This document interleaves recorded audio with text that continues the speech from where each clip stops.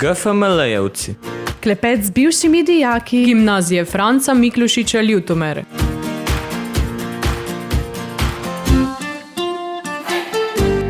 Pozdravljeni v podcastu GFML-jevci.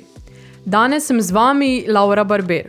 Pa smo zakorakali v zadnjo epizodo prve sezone podcasta, kjer se bomo spustili v svet filma. Tudi naša šola posveča veliko pozornosti filmu, saj dijaki umetniške gimnazije sami ustvarjamo lastne kratke, dokumentarne in igrane filme. Film pa ni tuj tudi dijakom ostalih programov.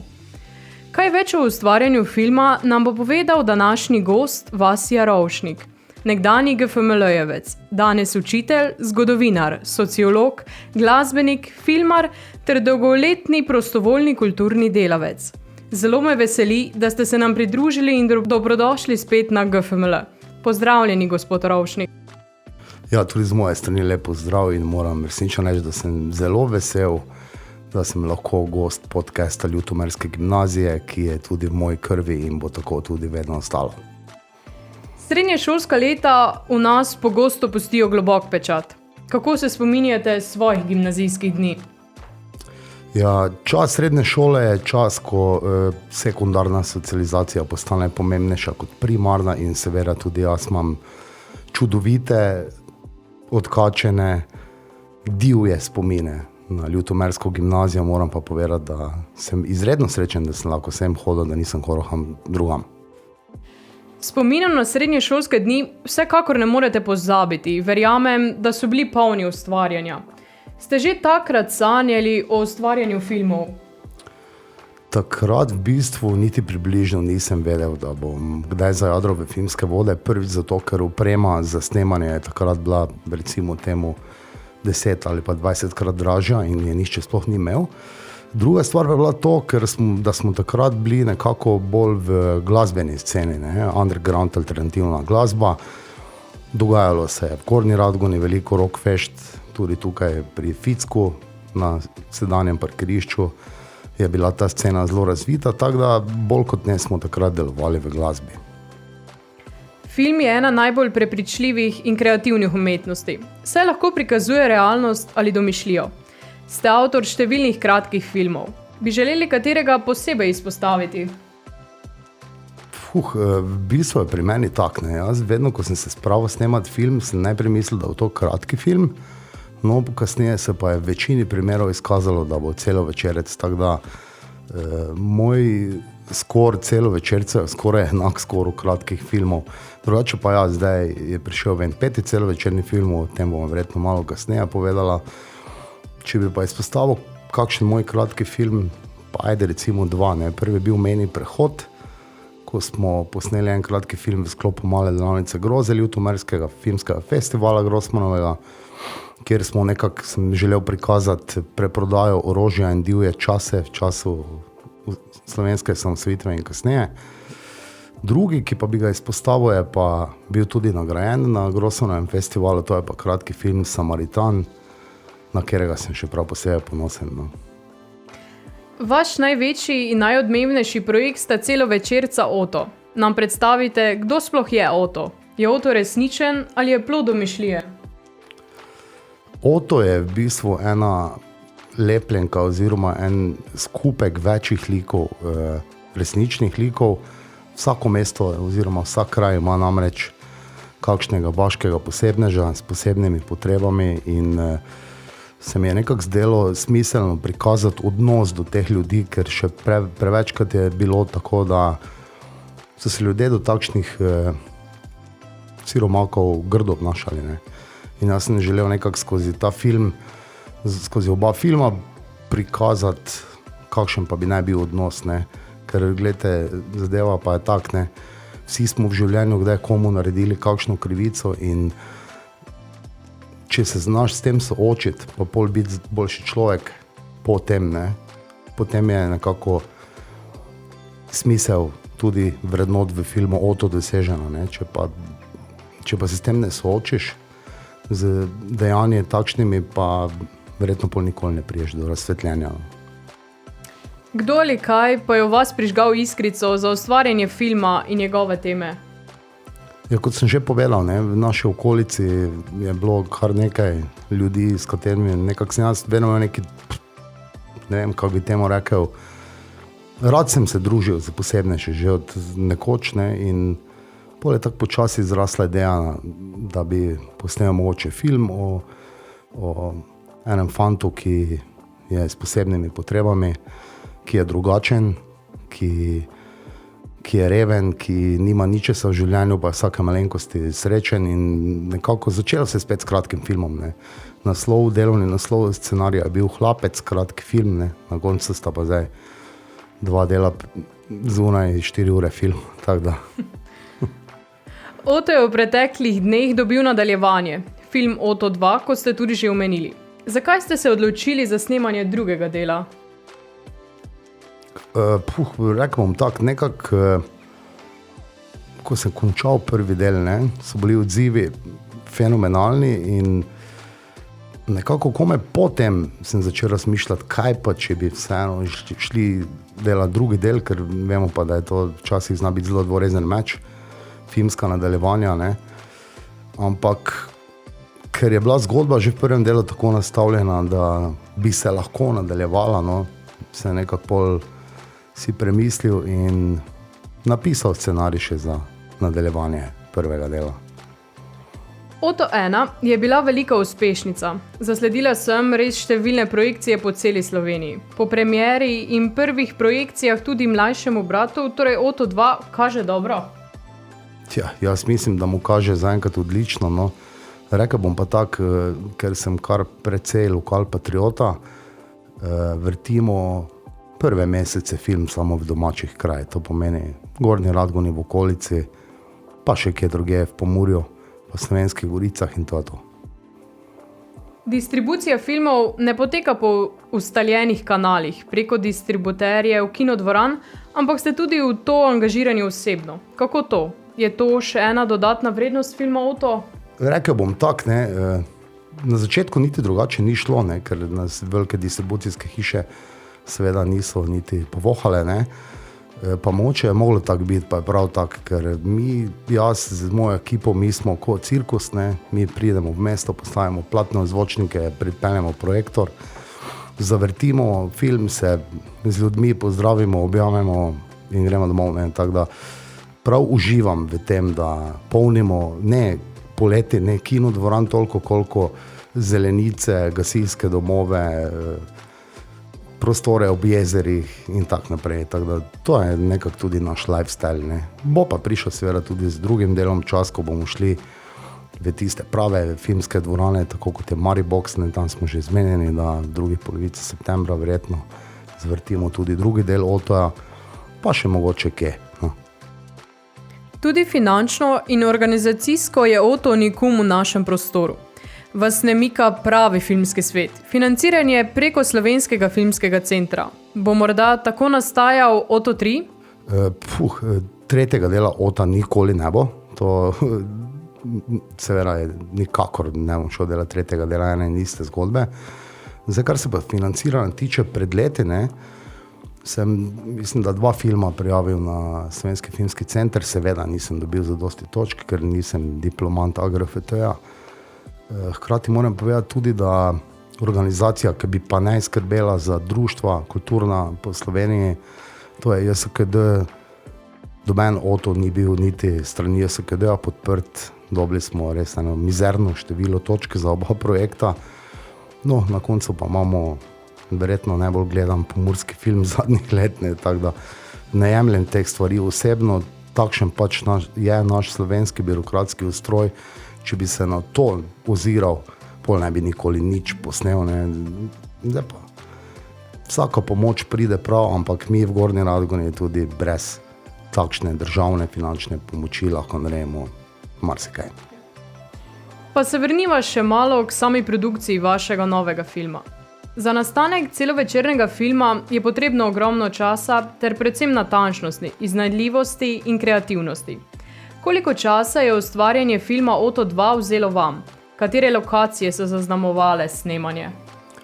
Ja, če je kaj prednost, da delaš z resno takim minimalnim budžetom, to pomeni, zdaj govorim o 4 mestnih številkah, ne, Je pa prednost to, da lahko imaš snemalnih dni, koliko hočeš. Ne? In recimo, ko je moj prijatelj Gojc, ki zdaj sodeluje tudi v drugem delu filma, ko je mi Lešnjak, igralec, ko je slišal nekoliko, da bomo naredili v drugem delu 75 snemalnih dni, s prvim smo 85 celo naredili, pol je rekel pa to, vi ste nori. Ne? Poprečni slovenski celovečerni film ima tam do 35 snemalnih dni. Ne? In to je prednost, recimo. Ne? Drugače pa seveda jasno, to je na 1000 ur dela. Za prvi del sem se enkrat štel, mislim, da sem 3000 ur sam sedel, ne? Brez tega, koliko ur smo snemali, pa samo montaže. Ne? Tako da to je stvar, ki traja leta. Ne? Recimo prvi del smo snemali 2 leti pa pol, tudi drugega približno toliko. To so kar veliki projekti, ne moreš točno vedeti, kdaj greš to, moraš biti prepričan sam sebe, da boš tudi zadevo dokončal, ker enostavno gre preveč časa, pa tudi denarja, ne nazadnje, in energije in vsega v to. Tako da, ja, je kar, moram reči, veliki projekt delati 70-80 snemalnih dni. Kje pa je potekalo vse snemanje? Aha, lokacija še, ja, zelo pestro, no, tako kot že v prvem delu, zdaj v drugem delu smo malo bolj šli še na obalo, kajti lik Oto, ne, živi na obali, v drugem delu je srečno poročen z otrokom, tako da je bilo kar naporno, mislim, da smo 11krat šli v 2 letih pa pol snemati na obalo, tako za 2-3 dni. Drugače pa je jasno, da vedno dam seveda domače mesto, Gornje Radgono, v film tudi okoliške kraje, kot so Apaško polje, nekaj scen imamo tudi drugod Pomurja, tako da nekako želim prikazati skozi moje filme gledalcem tudi to, da se bomo vsi zavedali, v kak lepi pokrajini živimo, ker se mi zdi, da se ful tega premalo zavedamo, da je Pomurje en čudovit kotiček tega planeta, še neodkrit in nasplošno mislim, da premalo cenimo Pomurci kraje, v kateri živimo. Pa da še tu apeliram oziroma pripomnim to, mislim, da leta 2011 je na Grossmanem filmskem festivalu gostoval veliki Christopher Lee, ne? Prvi Dracula, Saruman iz Gospodarja prstanov. Ne? In je na zaključni prireditvi takrat povedal, da je bil po celem svetu, ampak tako lepih krajev še pa ni videl in posebej poudaril, da tega ne govori zato, ker je zdaj pač tu. Tada. Se mi zdi ena dobra reklama tudi za ljutomersko občino, če neki Christopher Lee pove to. Ne? Film vsekakor ne uspe brez timskega duha. Kdo vam je pri snemanju vse pomagal? Ja, mi smo zdaj, moram reči, ena zelo utečena ekipa dobrih prijateljev. Ne nazadnje zdaj od mojega prvega filma je že 12 let. Od prvega videa spota mislim, da še 1-2 leta več. Moja ožja ekipa so Iztok Horvat, ki igra Otoja, Jurij Husar, ki igra Otoja najboljšega prijatelja, Martina, potem Boris Holc, tonski mojster in direktor fotografije, zdaj pri drugem delu Otoja, to je pa Niko Črepnjak. To smo nekako ta ožja ekipa, kateri še spada tudi sosed Andreas, ki nekako mi, bom rekel, pomaga, ko je treba vse spregledati, kje še kaj katniti, pobrezati, vrčiti ven kakšne stvari. Seveda pa tudi družina, ne, brez družine, takšne kot jo imam, si nikakor ne mogo privoščiti, da bi tako resen hobi upravljal, no, kot je film, ker resnično vzame dosti časa, hkrati pa tu je oprema ni poceni, čeprav je to zdaj danes boljše, da dobiš fotoaparat recimo za par tisoč evrov, nekoč si dati kamero z Full HD resolucijo dal 10.000 evrov, ja pa 20. Tako da ja, smo ena kompaktna ekipa, resnično dobrih prijateljev in zato to tako laufa. Znanje in samo ustvarjanje filma vam vsekakor niti malo ni tuje. Kaj je za vas predstavljalo najtežji del samega ustvarjanja, če seveda sploh je kaj? Najtežji del, kaj? V bistvu so vse faze izdelave nekega filma pomembne pa težke. Ne? Najprej začne se seveda z idejo, z scenarijem, potem z izvedbo tega scenarija, s snemanjem, torej, ne? Na koncu pa z montažo. Jaz bi rekel celo, da je montaža tisti glavni, ključni del, ker z montažo lahko tudi marsikaj popraviš, hkrati je pa izredno pomembna, ker da končno sliko izdelko. Ne? Bom pa rekel, da dam veliki poudarek pa dam na izbor glasbe v filmu, ker sem sam pač tudi dolga leta bil glasbenik, smo imeli metalski band, 30 let, Vronk, in mi ful pomeni to, bi rekel celo tako drzno, da je pri mojih filmih je slika, je audio, torej glasbena podlaga enako pomembna kot sama slika. In tukaj resnično moram se zahvaliti vsem, ki so mi dali glasbo za film, teh je veliko, od bendov do samostojnih glasbenikov, recimo pri Dvojki smo se v studiu zaprli za en dan, celo z cimbalistom Andijem Sobočanom, pa kontrabasistom Lukoščavničarjem, z Samo Budno kot violinistom. V filmu imam tudi glasbo od Vlada Kreslina, od Društva mrtvih pesnikov, Happy on McWeasel, Alo Stari. Skratka, resnično en etnotrip z Beltinic, naprimer, polno jih je, tako bom koga pozabil, če bom zdaj še vse naštevati, ampak ja, glasba v filmu je ful pomembna. Glasba da tista čustva sliki, ko ti lahko pol privabiš solzo iz oči gledalca, ker smeh privabiš 5krat lažje, kak pa solzo. Če pa privabiš solzo, pol pa je to eno globlje čustvo, kot pa smeh. Ne.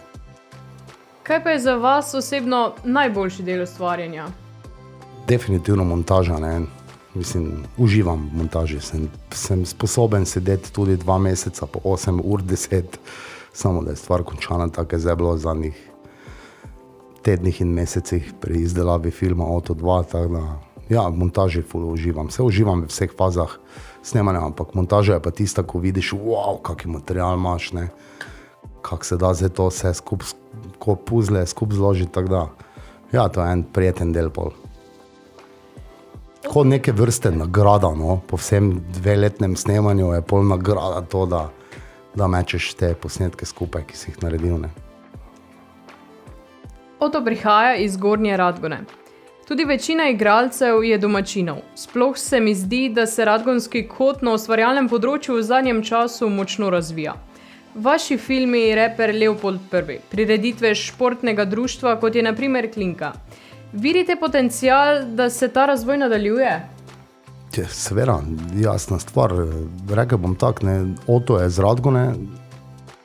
Jaz sem en velik lokalpatriot, kar se tiče mojega mesta, ampak hkrati sem pa tudi nekako velik regionalni lokalpatriot, ker nekako se mi zdi za nas Pomurce, ful rad uporabljam izraz Pomurci, ne. Ker se naločujemo na Prleke, na Štajerce, na Prekmurce, ker ne nazadnje smo, vsi živimo v isti pokrajini, ne. Samo neke bariere tradicionalne nas ločujejo.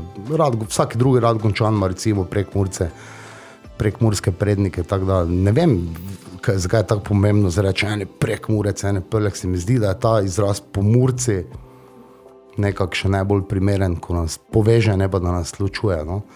Jaz upam, da bodo mladi še nadgradili, ne, to, kaj delamo zdaj recimo mi s filmi v kakih drugi sferi, ne. V Radgoni se kar dogaja, moram povedati, ne, prej si omenila preditev Športe s Klinko, zelo rad z mojimi 3 hčerkami, vsako leto grem dol, ne, pa se malo razgibajo punce in tako naprej, tako da se kar nekaj dogaja v našem mestu, sve pa je vse povsod prostor še za napredek in tudi to pričakujem, da se bo zgodilo v kratkem. Film predstavlja področje 7. umetnosti, ki je del vsakega posameznika in ga vsak doživlja na svoj način. Kaj pa vi? Dojamete film kot živ organizem? Film je vedno živ organizem, dokler ni res tista končna verzija dokončana. Ne? In tako pri meni je recimo tako, da mi začnemo, zdaj recimo vedno, ko prija moj film ven, približno maja ga damo ven, novembra pa je tista končna verzija sporezana, spopravljena, predgnetena še 500krat. Tako da to pač tako je, ko imaš film za hobi, ker vsi hodimo v službe, drugače zdaj pri drugem delu Otoja sicer imam 3 profesionalce zraven, to so Gojc pa Ludvik Bagari, soboški ljubljanski igralec, pa tudi Vlado Kreslin igra eno kratko, ampak zelo pomembno vlogo za film. Drugače smo pa vsi naturčiki, ne, vsi hodimo v službe, eni smo učitelji, drugi so avtoličarji, tretji so upravniki igrišč, to pri nas nima veze, ne, ker smo nekako prijatelji, ki že nekaj let delamo v tej sceni. Film je zelo širok in bogat pojem. Kaj bi želeli sporočiti ustvarjalcem filmov? Bi delili z nami kakšen filmski napotek? Rekel bom tak,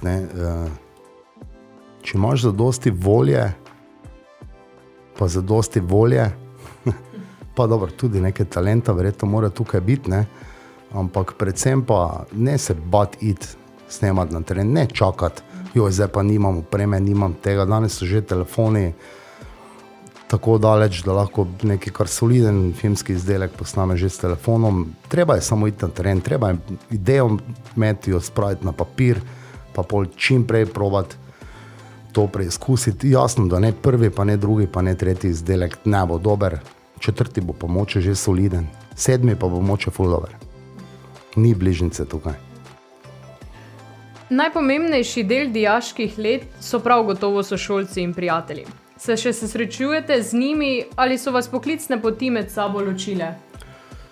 Rekel bom tako, zelo pogrešam, da smo, kar se moje generacije tiče, predvsem C razreda, skoraj popolnoma izgubili stik, ampak se mi zdi, da smo imeli kar dober razlog, namreč kar 3 naši bivši sošolci so v zelo kratkem času po izstopu z gimnazije naredili samomor in smo se pol srečevali na pogrebih, pa smo pol rekli, zdaj pa se nekaj časa tako malo za voljo, vražje verja, malo ne vem zakaj. Nekako je pol to tako izvodenelo, pa bi bil zelo vesel, da bi v bistvu še nikoli nismo imeli obletnice.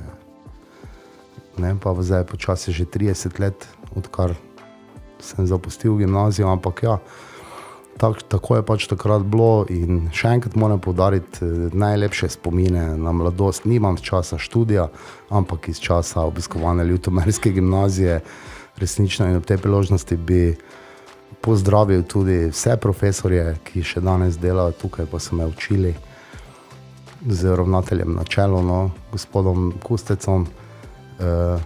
Bili smo divji, z enih drugih časov, zdaj smo pa odrasli, tako je to.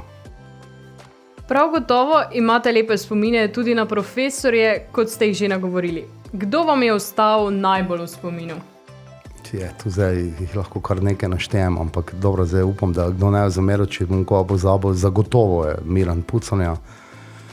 Tukaj je tisti, ki je resnično na dijaka naredil vtis z svojim znanjem, genialnostjo, včasih tudi raztrešenostjo, zato smo še ga rajši imeli.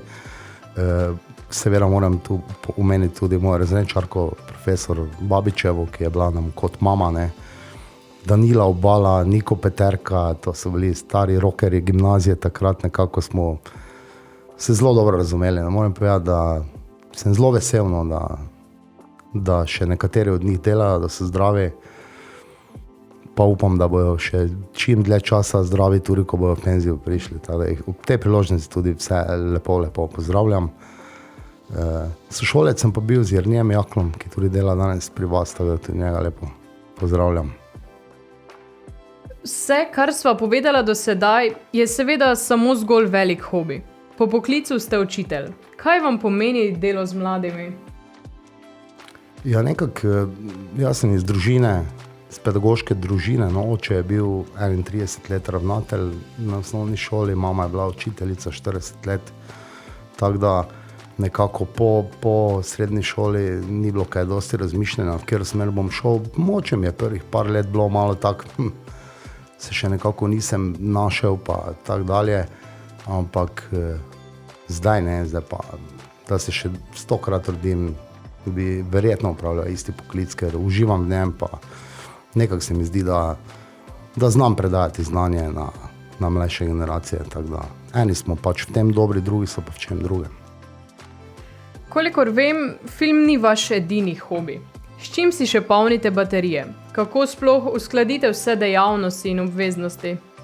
Dolgo leta sem že prej rekel, da sem imel band, in zdaj mislim, da je po O2 čas, da nekaj let namenim temu, da bomo z mojimi puncami malo glasbeno začeli intenzivneje ustvarjati doma, nenazadnje.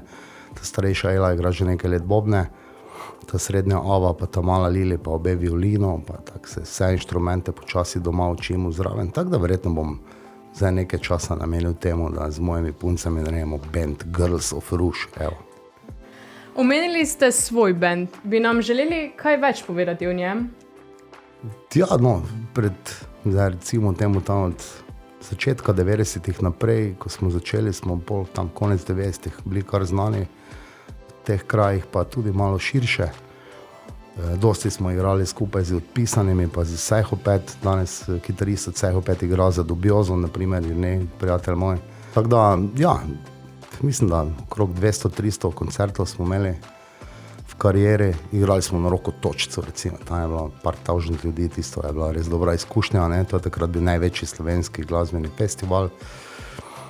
Ja, pol pa pridejo otroci, pride ono in ene zgodbe zamrejo, pa se druge začnejo, tako je to. Na svojem kreativnem ustvarjanju ste si nabrali ogromno izkušenj in se niste ustrašili nobenega izziva. Kaj bi sporočili mladim, kreativnim, pametnim, iznajdljivim GFML-jevcem? Ne se pustiti, da vam budkajo dol kreativnost, to je prva stvar. Druga stvar, nikoli nisi najbolj pameten, vedno še nešče ve nekaj več od tebe in če boste vedeli poslušati tudi kar ti drugi pove, ne, pa pol to v eno smiselno celoto spraviti, pol boste že nekaj naredili. Drugače pa, kot sem rekel že prej, ne, dobenega problema, dobenega izziva se človek ne sme bati, več kot izgubiti ne moreš, lahko pa probaš, ne, zdaj, če pa ne probaš, pol pa nikoli ne veš, kaj bi bilo. Ja. S tem sporočilom se poslavljava od poslušalcev. Gospod Ravšnik, zahvaljujem se vam, da ste bili tokratni gost. Želim vam še veliko uspehov na poklicni poti in filmskemu ustvarjanju.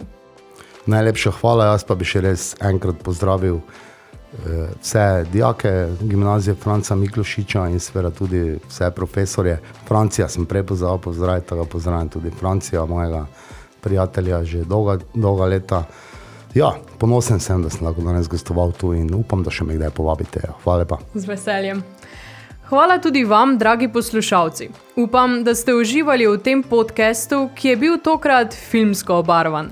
Prišli smo do konca naše zadnje epizode GFML-jevci. S tem smo zaključili našo prvo sezono podcasta, kajti GFML-jevci odhajamo na zaslužene počitnice. Z vami bomo spet naslednje šolsko leto, ko bomo gostili spet nove goste, polne zanimivih zgodb. Bogate multimedijske vsebine in tudi današnji pogovor najdete na naši spletni strani www.gfml.si. Se slišimo jeseni. Adijo! GFML-jevci. Klepet z bivšimi dijaki. Gimnazije Franca Miklošiča Ljutomere.